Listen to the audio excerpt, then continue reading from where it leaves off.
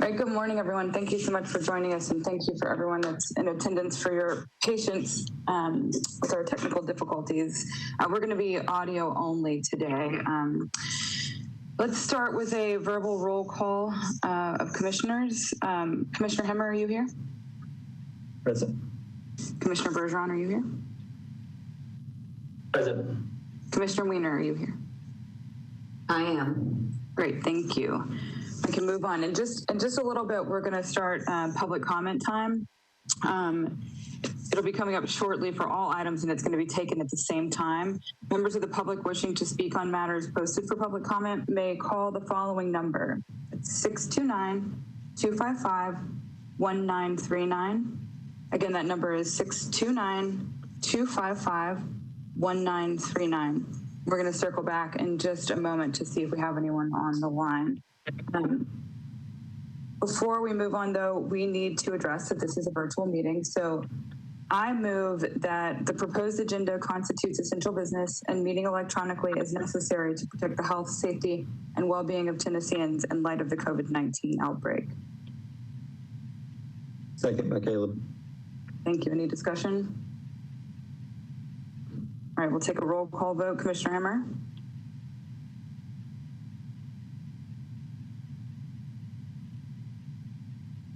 Yes. Commissioner Bergeron? Yes. Commissioner Weiner?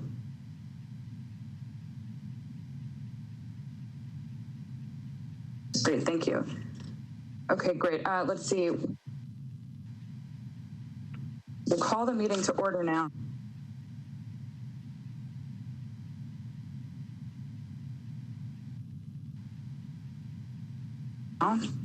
As a legal notice, as information for our audience, if you're not satisfied with the decision made by the Metropolitan Board of Fair Commissioners today, you may appeal the decision by petitioning for a writ of cert with the Davidson County Chancery or Circuit Court. Your appeal must be filed to ensure that all procedural rights will count. And I'll give everyone a second to look over those, but let me know if there's a motion. Move to accept the minutes as written. Second by Caleb. Any discussion? Aye. Great. Roll call vote. Commissioner Hemmer? Commissioner Bergeron? Yes. Commissioner Weiner?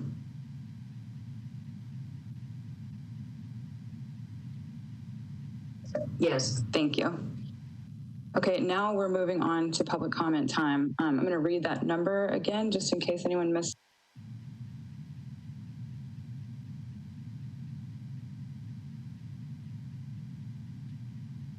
At the top of the meeting. If you'd like to make a comment, please call us at 629. Chairman McNally, we can open the floor for public comment. Christy, do we have anyone on the line? Okay. Shall we give it 1 minute or so? Or always beep in. So. Okay.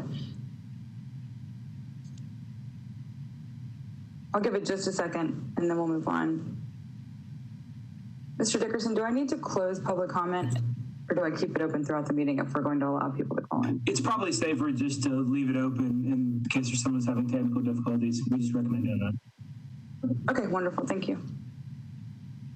Okay, then if we're going to keep it open, then we can just move on. So first up, we have the financial report from Cetrice. Good morning. Good morning.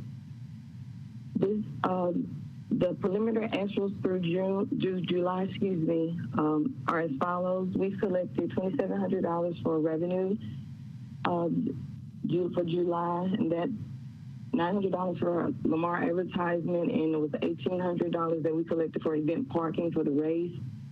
We have expenditures of $53,087. As of now, we have not had any depreciation expense, with a loss of $50,387.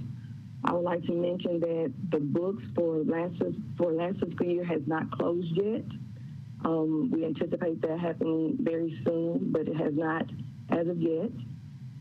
Also, the numbers that I'm presenting today are very preliminary, so all of the expenses have not hit the books. as well. I'd like to bring your attention to payroll expense. Year to date, we have spent $38,592. This particular expense is missing one pay period. It hasn't hit the books yet. For utilities, we spent $4,953. That's just our electric. We have not, as of yet, hit the books we hadn't received our water and gas bill yet, so that is under. And for insurance for miss and low cap, which is these are typically our largest three expenses. Nothing has hit the books yet as of today. Once the fiscal year closes for last fiscal year, I believe that we'll be caught up and we will receive all of our expenses and everything should hit the books once we close last fiscal year and we close out for July. But as of now, these numbers are very preliminary, and I will be getting you guys the final numbers for July once the books close, for June, I'm sorry, of last fiscal year. Once the books close, I will be presenting those figures. If you guys have any questions, I'll take them now.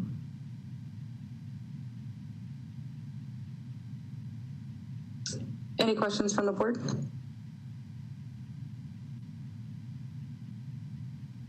Okay, thank you so much, Satrice. Laura, moving on to Executive Director's report. Awesome, thanks. Good morning, everyone. I just have two quick things because we've got a long agenda and I can save some of my comments during that time. But as always, I want to thank staff. It continues to be an interesting time with adapting to working from home and working remotely, and certainly our maintenance staff and some of our event staff that have continued to report to the office to support the shelter, support the building and its functions, and keep it looking nice and safe. So I want to thank everybody for their efforts. They're certainly working on a lot of projects. I'm happy to announce that with the help of Metro Parks and Councilman Sledge, we've got soccer goals up in Fair Park, and so we're seeing a lot of daily outdoor activity that's occurring. The special events or the permitting office for parks have notified us that they're going to start permitting a practice on Mondays and Wednesdays from 6 to 8. They started, let's see, what is today? So it started yesterday, running through October 28th, certainly weather permitting. So that's good news to see more formalized activity out in Fair Park. Switching gears a little bit, let's talk just briefly about the flea market. You know, it is a challenge certainly for us not having the flea market at this time, but we cannot, you know, I guess overstate how important it is for our small businesses that we that rely on us to have the flea market. So in order to help get our vendors a little bit more exposure during this time in the pandemic, we are opening up a virtual market that should be launching on August 24th. We've reached out to the vendors and are waiting for them to register. And this will just provide an opportunity, a website for them to link their website, their business, small business websites, whether it be, you know, if they like to sell their products through Etsy or they just want to provide their contact information. A lot of people continue to want to reach out to them, especially for products that they normally get on a month-to-month basis at the flea market, and it'll give them an opportunity to get some added exposure. Once we reopen the flea market, it will also give us an opportunity to link their sites to a physical location so that when our customers return, they'll be able to find their favorite vendor and hopefully find, you know, expose themselves to new vendors and products that they may miss as they wander around the physical locations. So that's just a good opportunity, again, to engage the vendors during this downtime and hopefully bring in some new customers and expose them to hopefully additional business. So I want to thank Flea Market and event staff for spearheading that, and we'll roll that website out to you as soon as it goes live. Thank you, Laura. All I got. Okay. Awesome. Thank you so much for that. And I want to echo that gratitude for all of the staff. Thank you so much for all your hard work and for adapting in these times. And I'm, for one, very excited about the virtual market. And please let me know how I can support that. Thanks for that report, Laura. Moving on to election of board officers. Laura, can you give us an overview of where we are?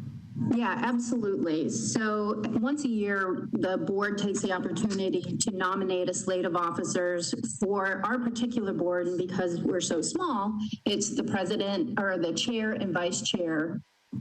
We did not have a June meeting. Our bylaws state that that is usually elected in June. So to play catch up, we need to do two things. First of all, we need to suspend the rules to allow an August vote and nominate the slate of officers for the position of chair and vice chair, and then vote that in. So, you know, at this time, if you'd like to do that, those two steps, then you can open up the floor for discussion on those who would like to serve in those roles. Alex, do you have advice on how to move the suspension? Yeah, you can do a simple vote for it. So someone can just move to suspend the rules to permit an August election of officers. And if you vote that in, then you can go to the next step in the slate. Then I move to suspend the rules for the entertainment of the August slate of officers. Second. Okay, roll call vote. Commissioner Hemmer? Aye. Commissioner Bergeron? Aye. Commissioner Weiner? Aye. And I am aye as well. Okay. Do we have a motion for a slate of officers? I've got a question, clarification for Alex. Do we need to make them separately, or do we need to make them, the motion as the entire slate for the chairman and the vice chair? You can do it either way. Yeah.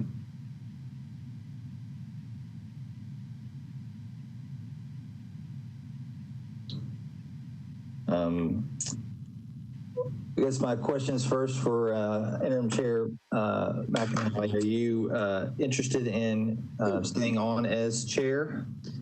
Yes, I am. It's been an honor to serve as interim chair, and for the years that I served as vice chair as well, I would be honored to. Thank you for asking. And then for my other board members, is there any interest in serving as chair or vice chair? Hey, Commissioner Hemmer, it's Jason. I would be willing to serve as vice chair. I'd like to make a motion for Aaron McAnally to serve on the slate as chair, and for Jason Bergeron to serve in the slate for vice chair. Second. Do we have any discussion? Okay. So let's take a roll call vote. Commissioner Hemmer? Aye. Commissioner Bergeron? Aye.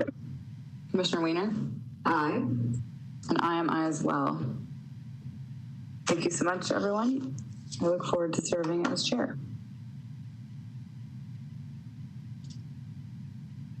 Okay, great. Now we're moving on to Fairgrounds improvement update. Mr. Henley? Great. Confirming everyone can hear me okay?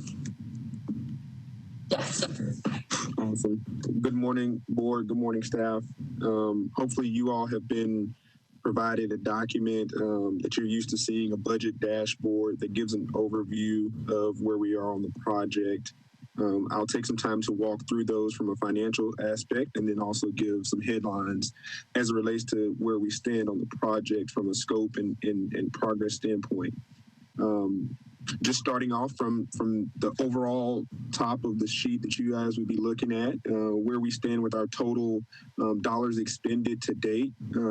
We're approaching $38 million, so 37.8 spent to date. That leaves the remaining cost to complete for all the projects related to Fairgrounds at just over $3 million, which is about 92%, just over 92% of the total funds allocated expense to date. I'll start by touching on where we stand with the Exposition Center. As all of you know, it's currently operating as a shelter facility during our pandemic response. But as it relates to the project and where we stand, very telling is the construction line item sitting at 99% complete. Same for our design line item, 99.9% complete. I'm not being facetious, but I think all of you understand that we're at the very tail end there. We do have some dollars remaining in the budget, largely for FF&E items, any continued project management and a small amount of contingency. FF&E, I don't want to speak for Laura, but I think it's fair to say that those dollars would have definitely been spent. I know that there's plenty of quotes and plenty of budgeting exercises that went into where those dollars would be spent, but with the current state of things, those dollars aren't moving. But as it relates to the project, we are in the warranty period. We've been addressing a few things where we can. Of course, access and scheduling has been a little bit more challenging with the current state of things now, but we're monitoring all warranty items and progressing through those as we can from a strategic and opportunistic standpoint. Moving on from there, if there aren't questions, on the complete other end of the spectrum is the multi-purpose building. On the chart that you all have, or the dashboard, that's yet to be expanded.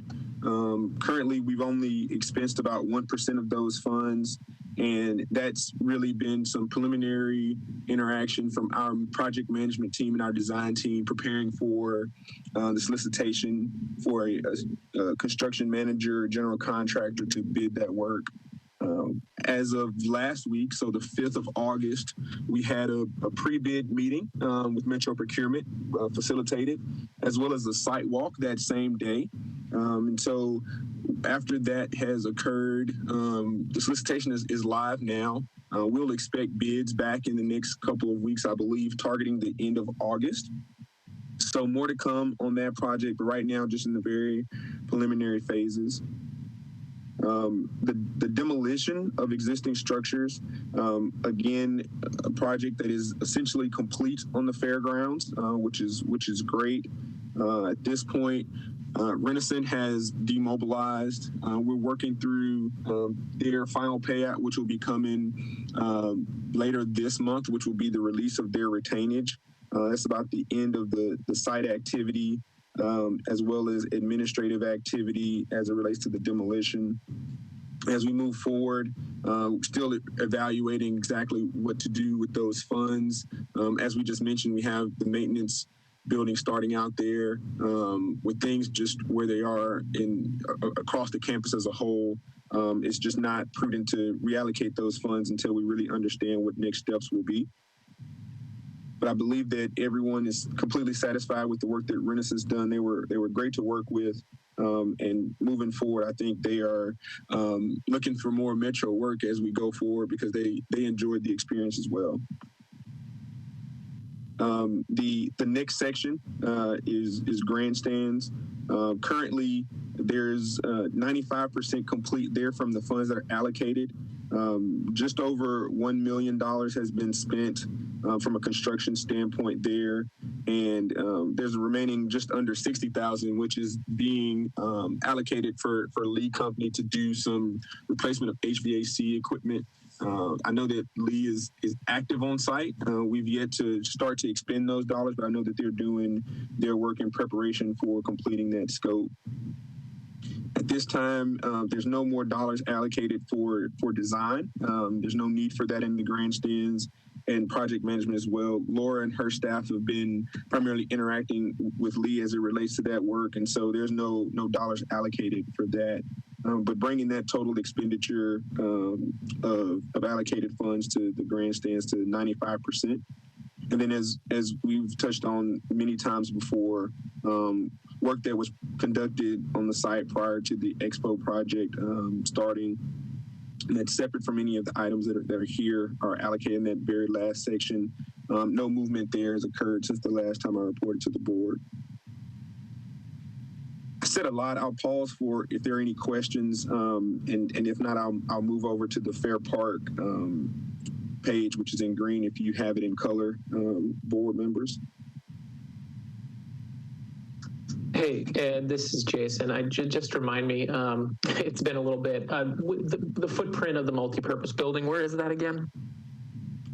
So if you are approaching the, now that things are demolished, it's hard to have a point of reference. But if you are approaching the racetrack, if you're coming up the hill, over to your right, there's been a area that's been essentially Christmas Village for a long period of time. The grassy area there, it's essentially encompassing that area and then coming towards the racetrack.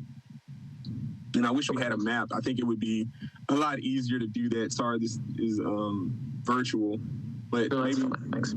I'm sure we'll share something with the board that gives that exact footprint. Great, thank you. Are there other questions? If not, I'll move on to Fair Park. Again, another project near its completion, also as it relates to scope and funding. For that project, the original budget for it was just under 8.7 million. We've expensed about 8.5 to this point. There's a few things that are happening on site that are very minimal. Some trailhead signage still needs to be put in place, working with parks to do that. That site, phase 1 of Fair Park, is still in its warranty period, specifically the landscaping portion, just 2-year warranty period. And so we're in the midst of summer now, so not necessarily the best time to address those things. But there are a few replacements planned and alternating of some plant types that will happen there that are still being overseen by the project team, but essentially no significant work to take place there. We are still reserving a few funds for design and engineering, but likely those will not be needed to the extent that they're reserved at that $12,000, and then some project management funds to carry us across the line, as well as a very small amount of project contingency. So all in all, reporting that just about everything that's been approved and authorized by the board is at or nearing its completion, except the multi-purpose building, which is still in its infancy. And again, hopefully when we're reporting next month to you all, be happy to introduce who's been our selected construction manager, general contractor for that project. That concludes my report, unless there are questions. President McAnally, I'm happy to address the board if there are. Thank you, Mr. Henley. Any questions? Yes, this is Caleb. I have a question for Mr. Henley. Would you mind sending or emailing me or the board detailed of the costs associated with the I'm trying to find the line item here. Grandstand project cost is a 1.1 million has been expended so far. I'd like to see a detailed breakdown of those costs, please. Yep, absolutely, Caleb. We'll do that. A while back, we put together a kind of an overview of what all was done to grandstands, but that was around the time we had kind of completed that work with Skanska, and I know there's some things that have happened since then, so I'd be happy to do that. Just for form, until that comes, we'll put that together for you.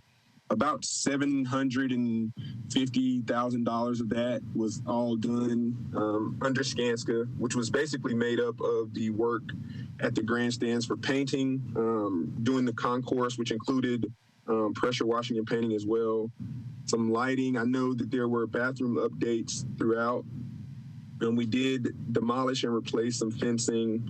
We did do some other light work that were light, as in illumination work in the canopy area. And then we also addressed the public address system, just bringing those standards up. That was some of the initial work that was done. And since that's occurred, we've also had a replacement of lights and installation for the racetrack in particular. That was done to be able to meet what was needed for the racing season. And then also there's been and that was about $100,000 project. And then other than that, there's about another $140,000 to $150,000 that have gone into the project, the pit over in the racetrack, the lighting and gas pumps and fuel tanks there. Some additional lighting in the grandstands for the canopy has taken place. That was a pretty significant size project, piece of that bucket. The caution lights that are there now, again, a lot of this is going towards safety and just making the space usable and user-friendly. There was some work, about $10,000 that was needed to adhere to some NES protocols that they wanted to see happen there, and so we addressed that as well. Again, safety. There was some plugs that I believe needed to be updated inside the office space. That was done, very small dollar amount, but again, definitely an updating and safety concern. And then again, modifications to the PA system to make sure we're addressing the needs from the racetrack standpoint. But that just gives an overview, Caleb. I'll make sure that's something put together for you in writing with detail as far as scope and the cost associated. Yeah, thank you. Thank you, Mr. Henley. Christy, do we have anyone on the line for public comment? We have had no calls. Okay, thank you. All right, we'll move on to Mls Stadium update. Mrs. Kabara? Yes, good morning. Good morning. Thank you, Madam Chair. I'm here today on behalf of Nashville SC and our ownership group. I will share a brief update on the team and the Mls Stadium project. As with all professional sports, we are working through uncharted territory. The Orlando tournament MLS championship matches tonight. After kind of a rough start, they successfully were able to get through the tournament without any additional positive tests. And tonight it's Orlando and Portland. On Saturday, the league also announced the initial return to play schedule for clubs in their home markets. Our team resumes play in Dallas tomorrow evening and continues with matches both home and away through mid-September. In early September, we expect the league to announce the remaining portion of the schedule. Our priority remains on the safety of our players, staff, and fans. We also continue to support our fellow Nashvillians during this pandemic. We recently participated in assisting Napier Elementary School teachers in distributing school supplies, and of course, remain excited to join the rich traditions of the Fairgrounds Nashville. Progress continues at the stadium site as the earthwork activities are well underway, as well as the setup of the construction trailers. Looking ahead, concrete work is expected to start next month. We are also working with the construction manager to get the guaranteed maximum price set, and will be going to the Sports Authority Board later this month for approval. One of the key components on this project are the various Dbe commitments, and we're pleased to report that we are on track at this early stage and committed to meet the goals and exceed them if possible. We continue to closely coordinate with Laura and her team, along with GHP, CPS, and ICON for activities around the construction site.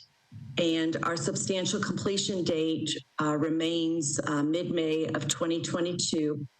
And again, my caveat is similar to any other construction project. Schedules may change as the work progresses, but as of now, everything remains on track. With the commencement of construction, we believe it is very important to be a good neighbor. We are providing ongoing weekly updates to the neighborhood and will schedule additional virtual neighborhood meetings in the near future. This concludes my update. Please let me know if you have any questions. Thank you. Thank you, Mrs. Guevara. Do we have any questions from the board? Yes, this is Caleb Hemmer. Thank you, Ms. Guevara. I was wanting to know, I know we've starting to do some work on the property, but I didn't know if the team has worked with the mayor's office and others to schedule a formal groundbreaking type ceremony. As of this date, Caleb, we have not scheduled a formal groundbreaking ceremony. Obviously, we need to remain aware of kind of where we are in the phase of Metro opening procedures and the gatherings that we can have. And we want to wait to the right point in time when we can have an official gathering with all of the relevant folks, including this board and others. And so even though the actual physical groundbreaking has started, we view that the actual ground ceremony will be at a later date. Thank you. And we'll provide plenty of advance notice to everyone. Thank you. Thank you so much. Very exciting.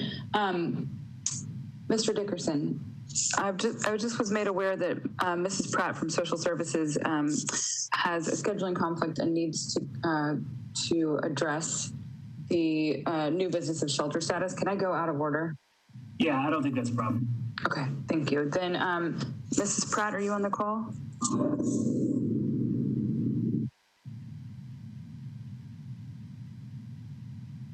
Mrs. Pratt? Thank you so much. Can you all hear me? Yes. Okay, great. Thank you so much to the director of the Fairgrounds and her wonderful staff. They've just been so accommodating and they've been a great partner to us since my organization, Metro Social Services, is staffing the shelter. They've just been wonderful to work with and very accommodating. I can't speak highly enough about this partnership. And although I know a lot of the Fairgrounds efforts and work has been put on hold for the shelter, it is greatly appreciated by many in the community, and especially our homeless friends that really like and the way they're being treated at the shelter and how nice and clean, and they compliment the staff very often. So I just want the board to know that we appreciate this partnership and look forward to our continued work there at the Fairgrounds. Just to give you just some background, March 16th, you know that the Safe at Home order was issued. And on March 26th, the Fairgrounds opened with people staying there from the Mission. The Mission could not adequately social distance, so they reached out to the mayor's office and asked how could we help with that. Metro Social Service generally runs the winter shelter, so we didn't know what to expect with running a COVID shelter. But I must say, over the past few months, we've had the mayor's office have had several visitors, several council members. We've also had the governor's office that came through last week with the major from the Salvation Army.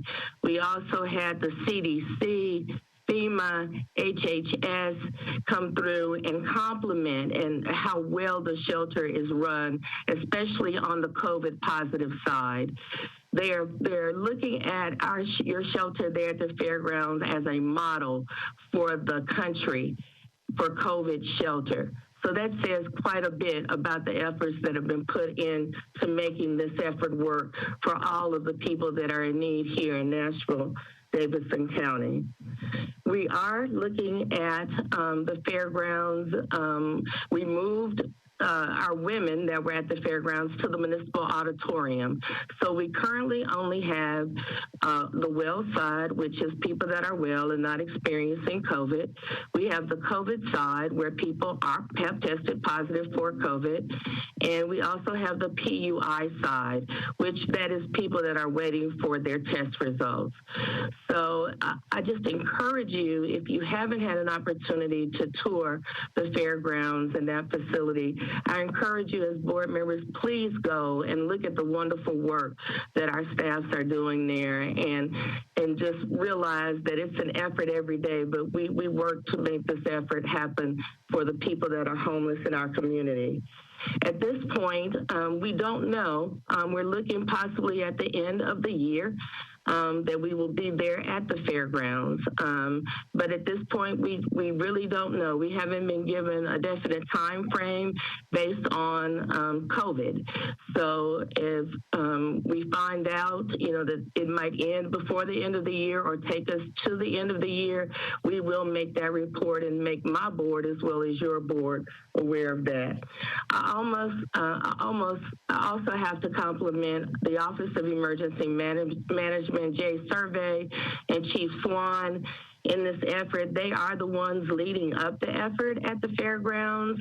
As again, I staff the fairgrounds, but again, they are a tremendous partner with getting us our supplies, helping us get set up, and doing what we need to do to keep everyone safe. That's why we opened the second shelter at the Municipal Auditorium and moved the women there.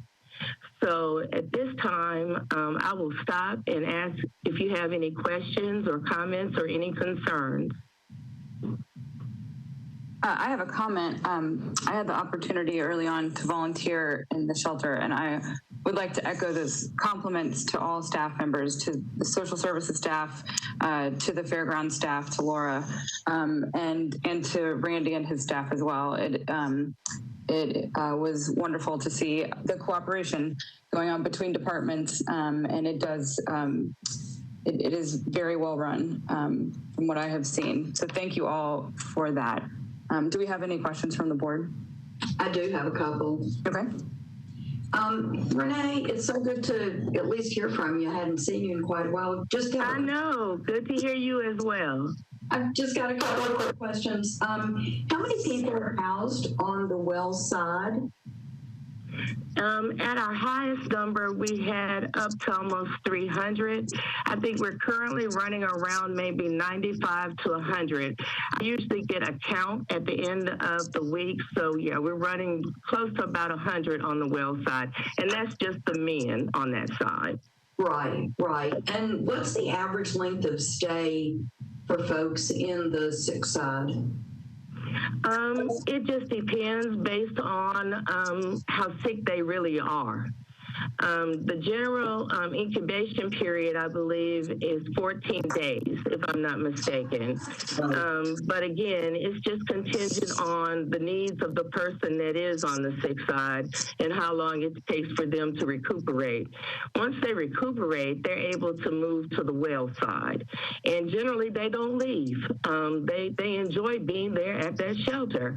So we haven't had a lot of people coming and going. We've had a steady, we've had people that have been there since March.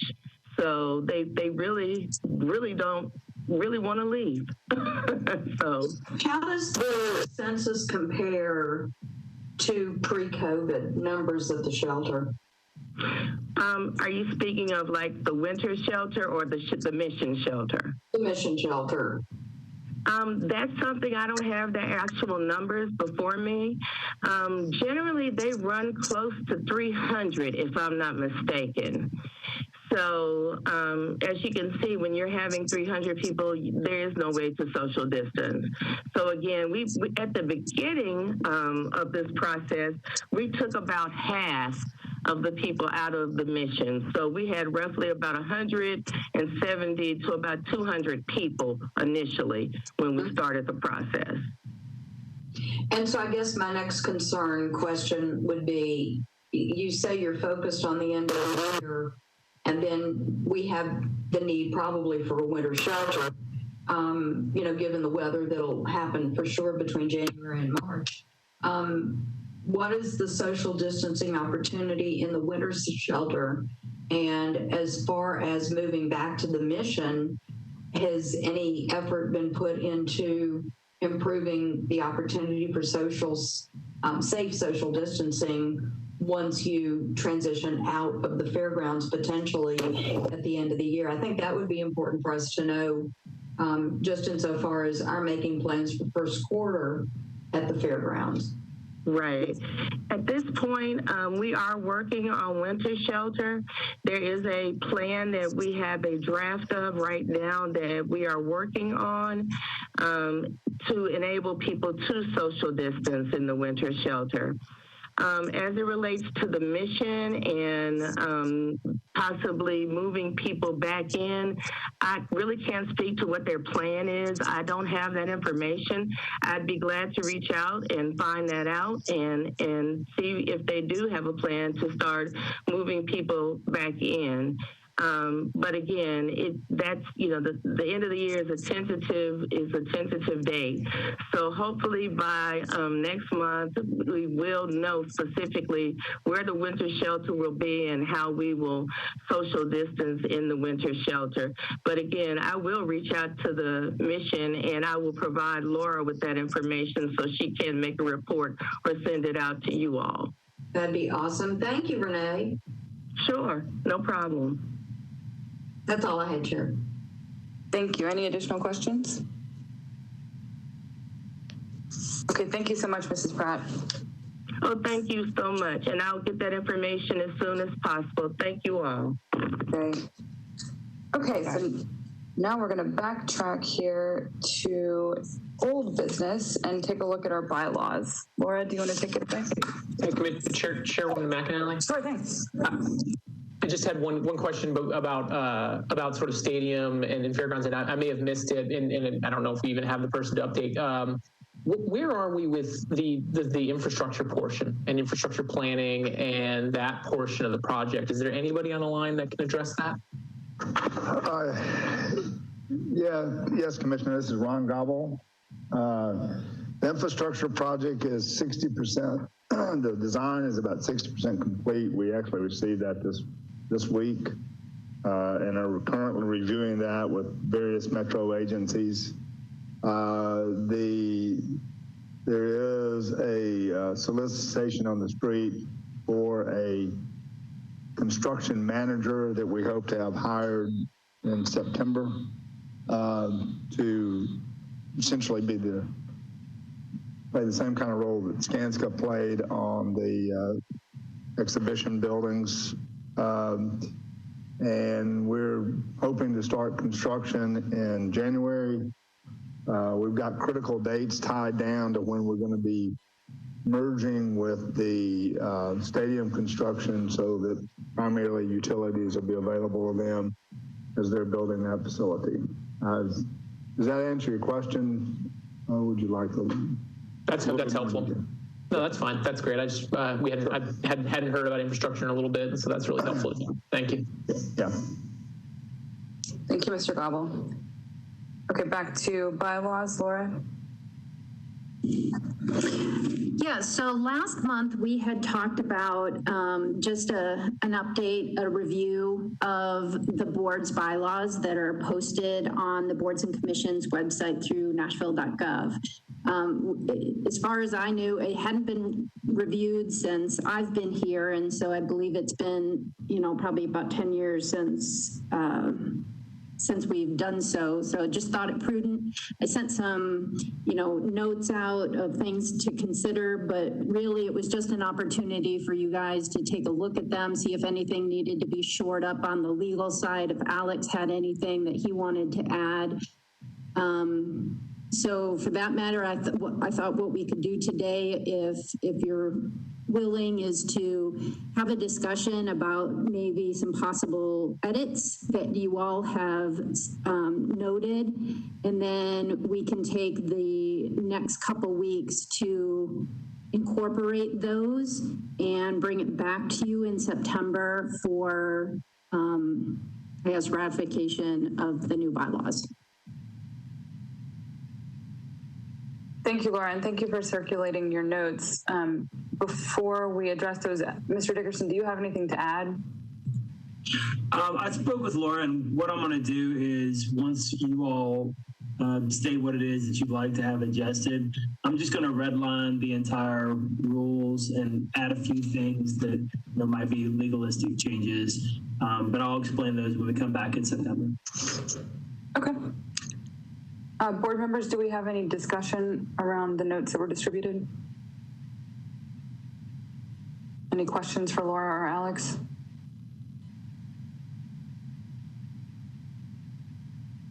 Okay, great. Laura, then I guess we will all individually work with you on that moving forward. Does that work for you?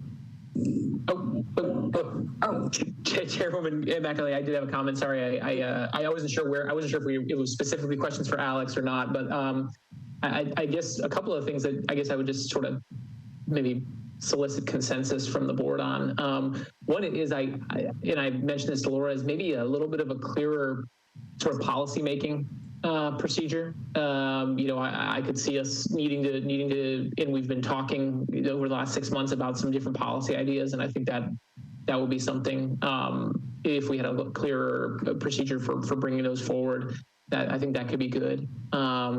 And then I do really like the suggestion about the capital budget process and being able to vet those things out in advance at the board level, in addition to where it's going elsewhere. I think that would be positive as well. So those are two endorsements.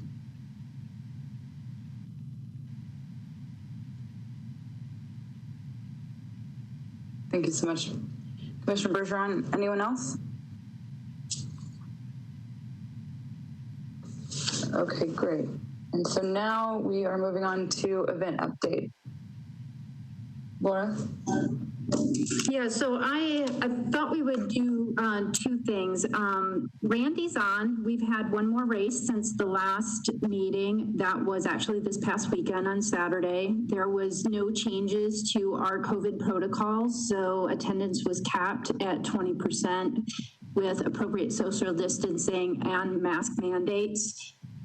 So Randy is on and he can talk a little bit about the race. And then second fold, Scott Wallace is on. I thought it'd be prudent for him to review some of the upcoming event ideas that have been presented to us in response to the discussion from last month about, phasing what types of events that could potentially be on the docket, most of obviously outside events and kind of where they stood with the reopening plan. So if it's okay with you, I think we start with Randy, let him review the race, and then we'll turn it over to Scott and he can talk about some of the upcoming events. You should have gotten event calendars submitted in the packet, and those will be posted as well.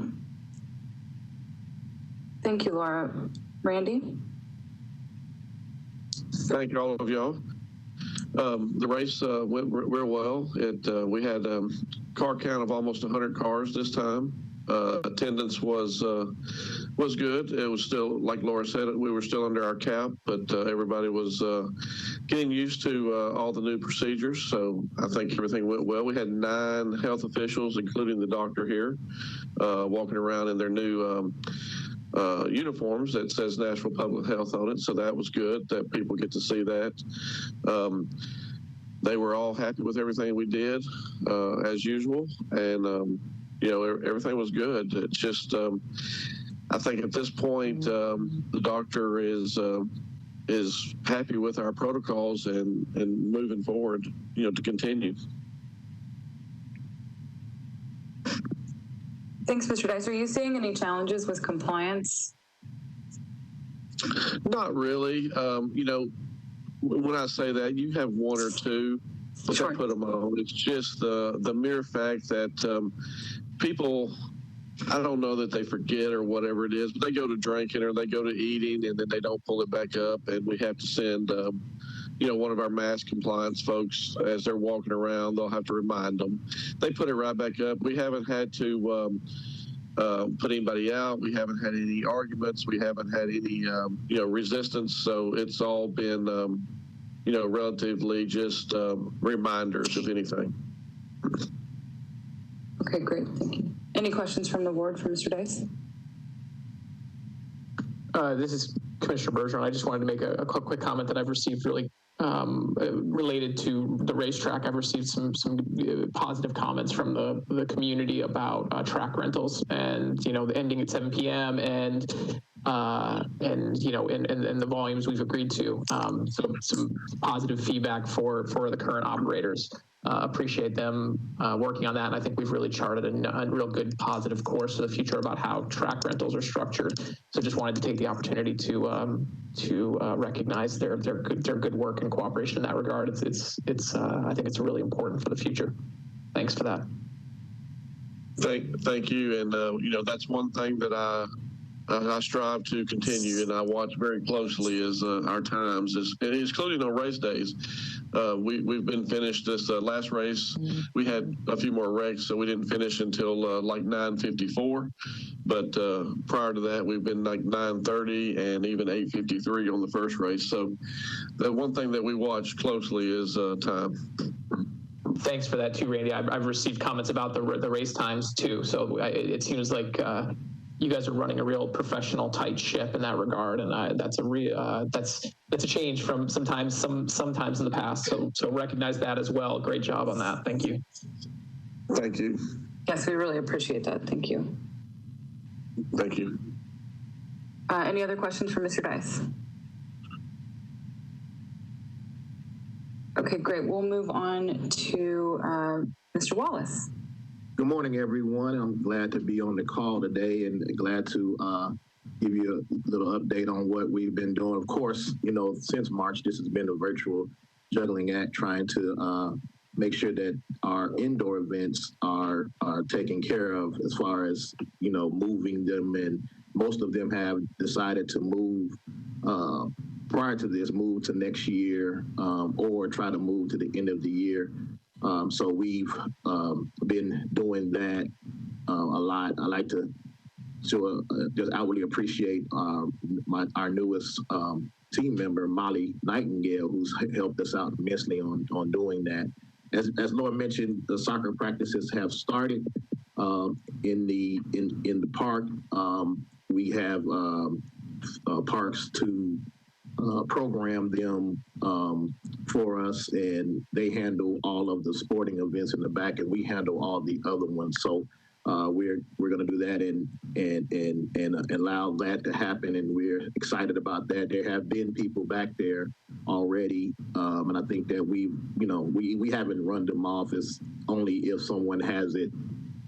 We would look out for that if someone has it permitted, and others are back there in their way. So we're working on that. Some of the events that we have, we're working on, and again, just like Laura said, from the last meeting, we've been very cognizant of what you all recommended as far as the phasing. So a lot of the events that we had that would have been in July that we possibly would have had, we also let them know that it wasn't possible for them to have it. One exciting event is one it's called Emotion LLC is the promoter. They're going to be on a racetrack, and they're going to have a kind of like a light show, kind of like if you look at the Christmas light shows at different areas, they're going to have a light show where people will be driving. It's a no contact event. They do not get out of cars. They just drive around through the lights, through the racetrack. I can share their route. We're working on some other things right now. That's going to be in September. We've nailed down 1 week. They're asking for the second week if the ticket sales are up. So they announced on this past Friday. So we should be hearing about that. It's a very exciting show. We also, in October 18th, the day after the October race, the firefighters will be having a benefit concert. We're working on that as well. And that's about being a benefit concert. We're so excited to be able to help host that. Laura's been working with Belmont for parking, overflow parking, and also media parking for the presidential debate in October as well. So we're going to be having them over there, which is always good to have, something of that magnitude to be able to use our facility. We're excited about helping out with that. Some of our events that have asked about moving outside because they're very cognizant of what's going on with coronavirus has been Veg Fest. It's an event that we've been doing the past 3 or 4 years. They moved from May to November, but they're willing to have their event outside. So we're working on that. Possibly if we could use the show arena, or maybe if we have to use Fair Park, we're kind of working the kinks on that, just keeping cognizant of what's going on with the shelter. Also, we have a boxing event, the one that we do every, not the one that you all attended, but it's another one. It's it's not professional, but they are willing to, we do it every November. They're willing to go outside as well. Of course, weather permitting and all that, all those things would make that available. We've been very busy in the RV parks. We've been receiving some revenue on that, which is always good. Every day people have been asking to come. Nashville is just a great place to visit, so a lot of people are doing that. We are starting to get some inquiries, and I appreciate the question that Commissioner Weiner asked, because we're starting to get some inquiries about if we're going to be open in 2021 and when. So I'm glad to get that clarification today, so we'll be able to let our promoters know in 2021 what has been said and how we can move forward. We're also a couple of events that have inquired this week. One is a margarita event, which because of the provisions from COVID, from the health department, we doubt that we can do it now. What I do is I don't anticipate what's going to happen. I always go by what's going on today, and to say, yeah, we can probably have it. I don't want to put somebody in that position. So we're working on that to see, and we'll be working with the health department this week to see about that type of event. So that's what we've been doing. I want to say thank you to everyone that's helped us out. The virtual flea market is very exciting. We're helping out with that, and we're excited to get that started. I believe that some of our promoters who have vendors at their events, we're going to reach out to them, and they've already been asking about the virtual flea market. So that's something that even when we have the flea market back, they may be able to come to the flea market then. So that's more vendors that we'll have. So that's exciting too. But just been a juggling act. It's been exciting. We know we love challenges, and this is a challenge, but we try to make sure that we stay in front of this and make sure everything's correct. So if you have any questions for me, I'd be happy to answer it right now. Thank you, Mr. Wallace. Thank you and your team for the agility. There's a lot going on. Laura, did you have something to add? I did. I just want to thank everybody who's been working on this. You can imagine the, I guess, uncertainty that Scott is managing at this point. The one thing that we have put together is again, an outline for a COVID protocol. So that is a mandatory plan that we are asking for these promoters to submit. So Scott's in touch with the health department, and like he said, these are ideas that we are navigating. It would be appropriate for whatever phase that we're in. And then certainly the speedway and the races that we have so far have set the bar for expectations for those types of protocols. So we're going to be looking, certainly for a meet or exceeds the current guidelines for safety. So just letting you know that a COVID protocol is going to be required for any promoter that wants to come in to the facility to hold an event. Yeah, thank you for mentioning that, Laura. That is, I forgot to mention that is part of the contracting process for us. I'm not even going to send a contract to be looked at until we have that and the health department's blessing on it. So we are definitely doing that. Thanks for saying that, Laura. That's great. Thank you. I have a question. Scott, thank you so much for circulating the calendars through the rest of the year. That was really helpful. I would love to see those keep coming. In regards to, it looked like there were a couple of events that might be scheduled for the indoors. And since we're we're presented with a unique challenge of not knowing exactly whether or not we will be doing business as usual. Is there anything that we need to know, or is there any discussion that we need to have around how to discuss that with those promoters that are on the books currently? I think I saw 3 or 4, it looked like. Sure. We have officially canceled events throughout August, of course, and then September, by being the month that we had the fair. we were comfortable about not saying much until after this meeting. Okay. I think that, again, the question that Commissioner Weiner asked was important because it helps for us to be able to make decisions on, from October on. And I think one of the things that really made it very out there is when Christmas Village decided to cancel. So when they canceled a lot of the events before October and then a little bit after November, got a little frantic and started calling to see what was going on. And so I think that if I could have an official answer for them, it would be very helpful to be able to do that, because understanding that when you do events and this is a lot of legwork, it's a lot of preparation prior to the event, and spending money on advertising and things like that, and they have not been doing that because of that. And again, our promoters have been very, very good about it. I haven't had any problems or anything like that. They're very understanding, but they just want to know for sure what's going on. And I think that that question that Commissioner Weiner asked helps a lot for that on that end. Okay, great. Any other questions from the board? Okay. Laura, do you have anything to add? I don't. Thanks. Okay, awesome. All right, then that concludes what we have on the agenda. Anyone else have anything to add or a motion to adjourn? Move to adjourn. I'll second that. Let's take a roll call vote. Commissioner Hemmer? Aye. Commissioner Bergeron? Aye. Commissioner Weiner? Aye.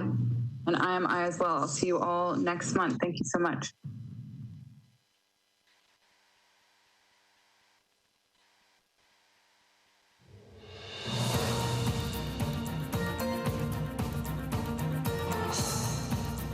This has been a service of the Metro Nashville Network. If you would like to see this presentation again, or for more information about this and other programs, visit nashville.gov.